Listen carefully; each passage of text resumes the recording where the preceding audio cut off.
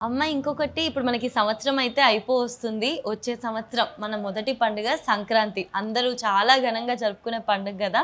సంక్రాంతి అనంగానే మనకు గుర్తొచ్చేది భోగి, సంక్రాంతి, కనుమ.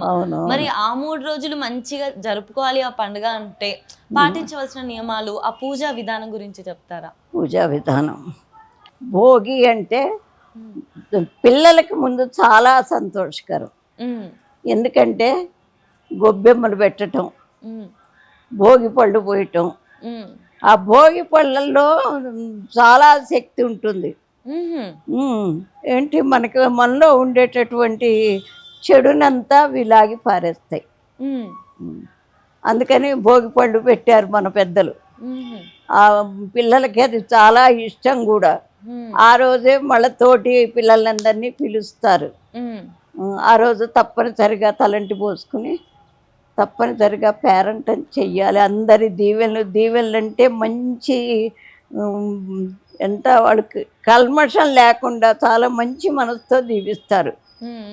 పిల్లలంటే ఎవరి పిల్లలన్నా కావచ్చు, అక్కడ కుల మతాలు ఏమి ఉండవు, పిల్లలందరూ ఒకటే. కాబట్టి వీళ్ళందరూ దీవిస్తారు కాబట్టి వాళ్ళకి ఆయుష్ పరిపూర్ణంగా ఉంటుందని శాస్త్రాలు చెప్తాయి. అందువల్ల భోగి పళ్ళది తప్పకుండా చీకటి బెందలాండేసి తల స్నానం చేసి పూజ చేసుకుని, లేకపోతే కొంతమంది గుడికి వెళ్ళి వస్తారు. తర్వాత ఇంట్లో పూజ చేసుకుని ఆ రేగి పళ్ళు, దానికి చిల్లర డబ్బులు, కొన్ని పూల రెక్కలు కలుపుతారు. పిల్లల్ని కూర్చోబెట్టి అది 3 సార్లు దిష్టి తీసినట్టు తీసి పోస్తారు. వచ్చిన ముత్తైదులందరి చేత పోయిస్తారు. తర్వాత హారతి ఇస్తారు. కొత్త బట్టలు వేసుకుని వాళ్ళు ఆడుకుంటారు. వాళ్ళు చాలా ప్రశాంతంగా ఆ రోజు కోసం ఎదురు చూస్తారు కూడా చాలామంది పిల్లలు. అది భోగి.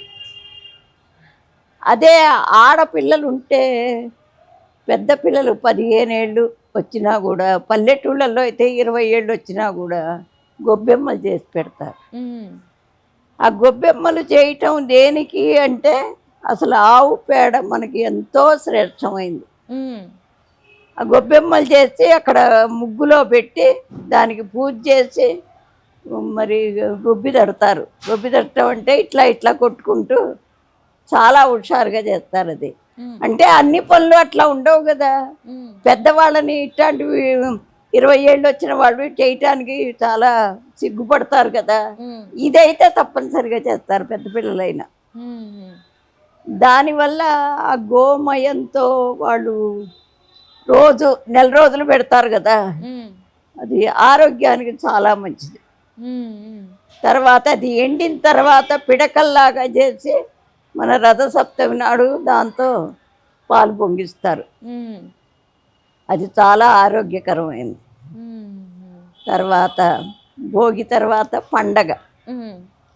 ఆ పండగ నాడెప్పుడు కూడా అందరి వాతావరణం చాలా ఆహ్లాదకరంగా ఉంటుందిలే.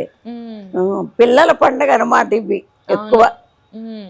వినాయక చవితి, దీపావళి, ఇది మళ్ళా దసరా, ఇవన్నీ ఉంటే ఆడవాళ్ళకి. ఇవి మాత్రం పిల్లలకి. వాళ్ళు చాలా సంతోషపడతారు. మళ్ళా ఎప్పుడు వస్తుందా ఆ పండగ అని ఎదురు చూస్తారు. అందుకని ఆ రోజున కూడా శుభ్రంగా కొంతమంది కొన్ని ప్రాంతాల్లో బొమ్మలు పెడతారు. ఈ 3 రోజులు బొమ్మలు పెడితే ఆ బొమ్మల్లో కూడా ఎక్కడెక్కడవో తీసుకొచ్చుకుని కొన్ని భజంత్రీలు వాయించేవి, కొన్ని ఫ్లూట్ వాయించేవి, కొన్ని దేవుడికి సంబంధించినవి, ఇట్లా రకరకాలు. దాంట్లో బయటపడుతుంది వాడు అభిప్రాయం ఏంటి, వాడు ఏ దేవుణ్ణి వాడు చేసుకుంటున్నాడు అనేది.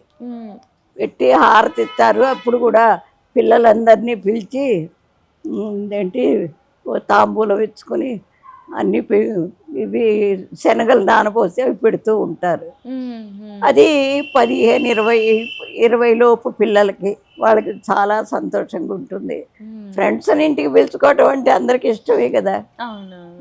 దీనివల్ల మనకు అందరూ కలివిడిగా ఉండటం. ఒకళ్ళే ఉయ్యాలు కూడా వేసుకుంటారు. పల్లెటూళ్ళల్లో అయితే ఊరి చివరిన మర్రి చెట్టుకో చింత చెట్టుకో ఉయ్యాలు వేసి దాని మీద బాగా ఊగుతారు. అది కూడా వాళ్ళకి ఇష్టం. ఉత్తప్పుడు బయటికి వెళ్ళరు కదా, ఉమ్, ఇట్లాంటప్పుడు ఫ్రెండ్స్తో కలుసుకుని సంతోషంగా ఉంటారు. వీటన్నింటి వల్ల ఏమిటంటే వాళ్ళ ఆరోగ్యానికి సంబంధించిందే ఇదంతా. ఉమ్, మనస్ఫూర్తిగా సంతోషపడతారు, నలుగురిని కలుసుకుంటారు, ఈ భగవంతుడంటే ఏమిటి అనేది కూడా తెలుసుకుంటారు. ఉమ్. ఖచ్చితంగా అమ్మ. అమ్మ, అమ్మవారి అనుగ్రహం మన మీద ఉండాలంటే అసలు ఏం చేయాలమ్మా? అమ్మవారి అనుగ్రహం మన మీద అనుగ్రహం ఉండాలంటే. కావాలంటే, అమ్మవారి అనుగ్రహం కావాలంటే అది మెట్లు ఎక్కాల్సిందే. చిన్న చిన్న మెట్లు ఎక్కుతుంటేనే పైకి అమ్మవారి అనుగ్రహం అంటే అందరికీ కలగదమ్మా. ఉమ్, దానికి తగినట్టు ప్రవర్తించుకుని ఆ దైవారాధనలో ఏమేం చెయ్యాలో చేసుకుంటుంటే ఉమ్, ఆవిడ వచ్చి నా అనుగ్రహం ఇస్తాను రమ్మని ఎప్పుడు అనదు.